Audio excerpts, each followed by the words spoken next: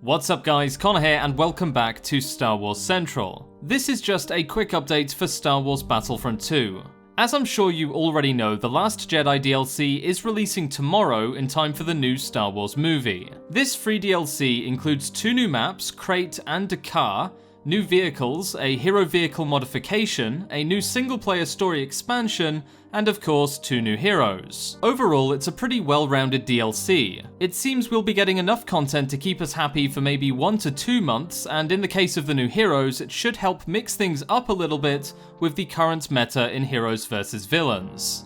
Definitely not bad for a free DLC. The only thing that has been concerning me and many others on the run-up to this release is unlocking the new heroes. A lot of people, myself included, have been saving up credits in anticipation of these new heroes. For example, I personally have saved up over 80,000 credits just in case each hero had some crazy high cost. I was kinda worried that they might cost like 15 or 20,000 credits, which would of course mean that a lot of people might only be able to afford one of the new heroes if they could even afford that, which would of course limit players and would not be a good move.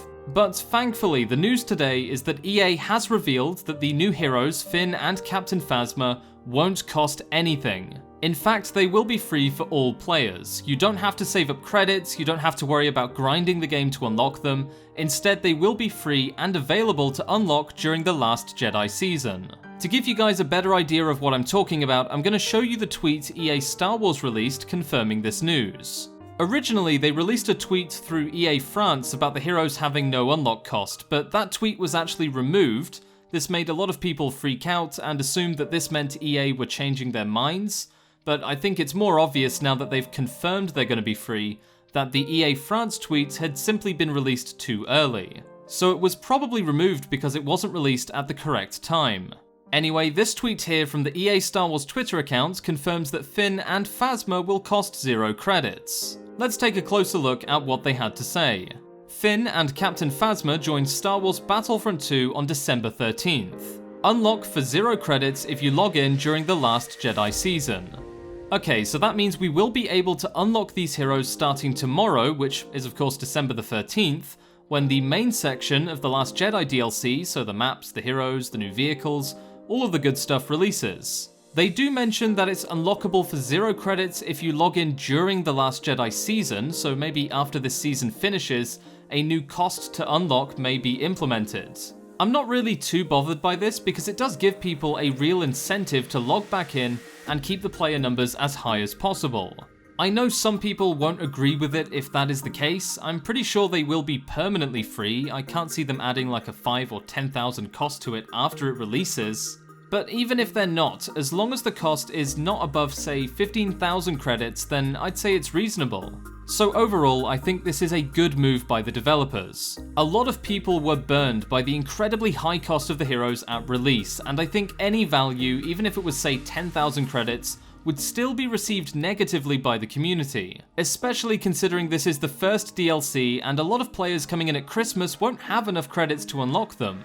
Making them free means all players have a chance to use them, to experience the new abilities, and on top of this, considering in the past, so Battlefront 2015, new heroes have been more powerful, this could mean that we'll get games that are more balanced. Having heroes locked behind a credit cost could mean that certain teams that have, for example, unlocked Phasma could go up against a team that doesn't have any players that have unlocked Finn. Now, if they are as powerful as, say, Bossk in Battlefront 2015 or Dengar when he released, then making them available to everyone is definitely a good move. At the end of the day, the more people who have access to the new heroes, the better it is for gameplay. It keeps everyone happy and it lets people experience as much of Battlefront 2 as possible as soon as they buy the game. Anyway, that's it for this quick update. Tell me in the comments below what you guys think about the heroes being free.